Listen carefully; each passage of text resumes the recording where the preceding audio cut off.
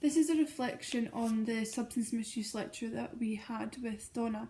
This input's really helped me to develop my knowledge and understanding of this health and wellbeing organiser, as it's previously something that I have never really taught before and didn't feel very confident in the information that I had on this area.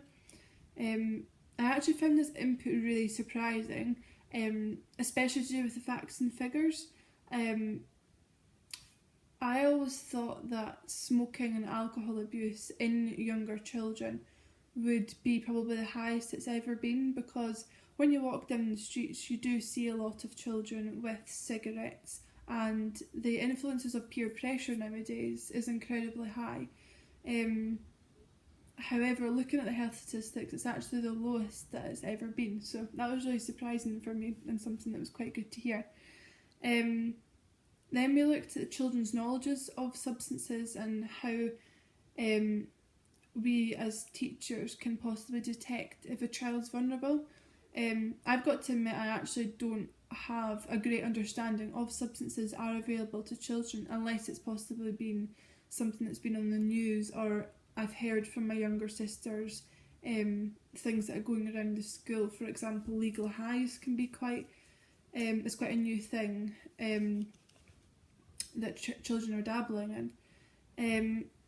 But children's knowledge of this area will vary, and through listening and observing the children in your care and what they're telling you and what they're disclosing can possibly bring up and detect children who are vulnerable. So possibly that they've got a large knowledge, an extensive knowledge of specific drugs and how to use them. And that can possibly be an indicator that the parents are drug abusers at home.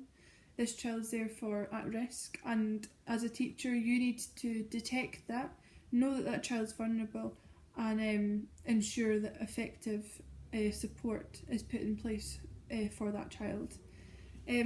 Another thing that I found quite surprising when this input was delivered was that when I heard the term substance misuse, I often thought that it would have negative connotations, so it would be to do with drug abuse, smoking, alcohol.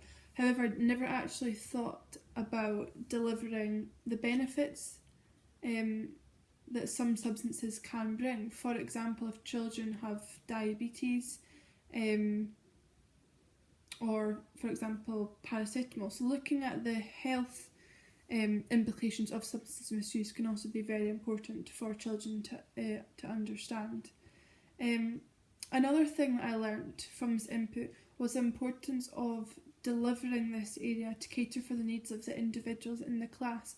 So for example, if a child in your class you knew was to be dabbling in a specific drug, or possibly had alcohol problems, then catering your learning for these individuals is very important. So altogether I found this input really informative, and I want to go and do further reading on this area to develop my understanding of how to best deliver substance misuse in the primary school. And yeah.